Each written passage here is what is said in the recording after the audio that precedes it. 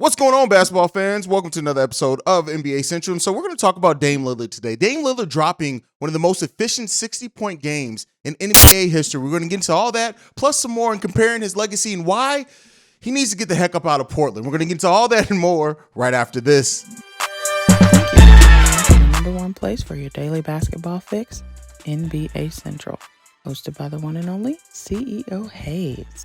So Dame Lillard dropped one of the most efficient 60-point games, if not the most efficient 60-point games in NBA history. He dropped his fourth 60-point game overall, and there are only four other players in the NBA who have dropped four or more 60-point games. And Wilt Chamberlain has 32 60-point games or more. Nobody's catching Wilt. Dame Lillard even said that himself. And so while Dame Lillard, we all know when Dame time is on and when he's healthy, Dame is one of the best players in the NBA, one of the most exciting players to watch in NBA, if not NBA history, because in the way he scores, the efficiency in which he can score, and just how when Dame Lillard gets hot, it's a different type of hot from the court that just a lot of people don't have the ability to go into. And, after a few seasons of not being healthy, Dame Lillard has played 36 games so far this season.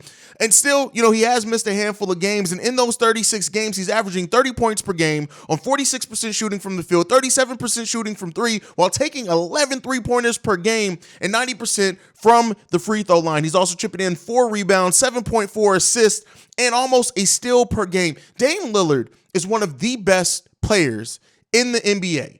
Still, at a decent age, he's 32 years old. He's, of course, going into the back end of his career, but he still has enough left in the tank, obviously, to try to help a team, to not only maybe even lead a team, right? And unfortunately, the time with the Portland Trailblazers, he's really attached and he seems to be loyal to that Portland Trailblazers team. And it just does not seem like it's going to be a team that is able to do anything, even though they started off the season looking pretty good and things like that. But overall, out of the 48 games that the Portland Trailblazers have played this season, Dame's played in 36 of them. He's only missed 12 games this season. Now, we'll see how it backs in. The last couple of seasons, he hasn't played over 68 games in the last 3 seasons, so let's see if he can cross that mark. The last time he played more than that was the 2018-19 season, which he played 80 games. So we'll see what can happen with Dame Lillard. And again, some of those seasons are shortened seasons in there, shortened because of COVID and things like that. So we all know that plays a part in it as well. But the fact of the matter is that when you look at Dame Lillard and you look at the fact of how many seasons he's already played in Portland and things like that, it really sucks that Portland's never been able to really put a team around him that has really been a championship contender ever, right? I wouldn't say that Dame Lillard ever had a championship level team around him. He's had some really good teams. He's had some scrappy teams. They've beat some really good teams in the playoffs. They've done some things exciting, like winning a series on the 3-point shot. Dame Lillard has done almost everything that you would want to see a player do individually in the NBA. Yeah, he doesn't have a lot of the individual awards and accolades, but just as a player in the NBA at the position that he's been one of the best over the course of his career. Over a decade, he's been doing it. And it really reminds me of Kevin Garnett. Now, we know Kevin Garnett, amazing, great player. It is what it is. He spent 12 seasons in Minnesota before leaving, going to Boston, then Brooklyn, then coming back to finish his career. His last 43 games were played in Minnesota. But even KG, when he was traded to Boston, do you remember initially he didn't want to go? He didn't want to go, and then they ended up getting, Paul Pierce was there, and then Ray Allen ended up getting traded there, and then it changed some things for him. He ended up going to Boston. They end up winning a championship in that first season.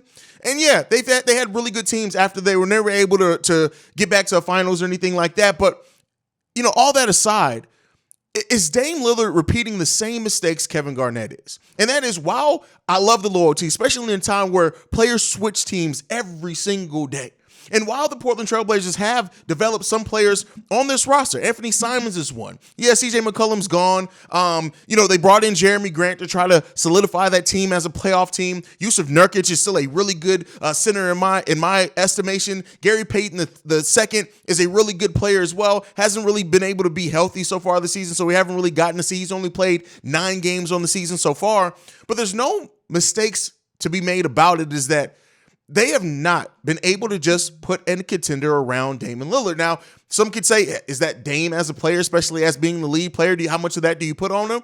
But, the fact that Dame chose not to leave, right? It says a lot about him and his character, and I don't want to doubt that at all. But if Dame truly wants to win a title, at some point you would think that he has to look over what this Portland Trailblazers team has, what they've done in the past, and really look at, is this going to be a team that can get a championship contender around me? Now, I have my doubts about it. A lot of other people have their doubts about it as well. But eventually, somebody has to make a decision. Or maybe Dame just finishes out his career in Portland, never is able to win a title, so he wouldn't be the only NBA player to be a really good NBA player, the great NBA player that just is not able to win a title.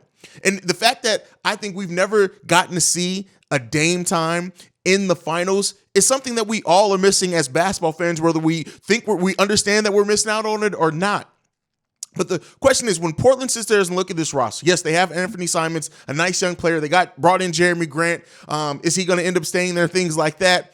Yusuf Nurkic, but what is that timeline? And they face a decision that a lot of teams in the NBA have to look at and try to evaluate themselves. And that's really just how far away are they, and can they realistically, in a short amount of time, put a team together? Dame has way more time behind him than he does ahead of him. Now, while players are playing a lot longer in the NBA, by average, players are playing 4 to 5 years longer than just what they were less than a decade ago.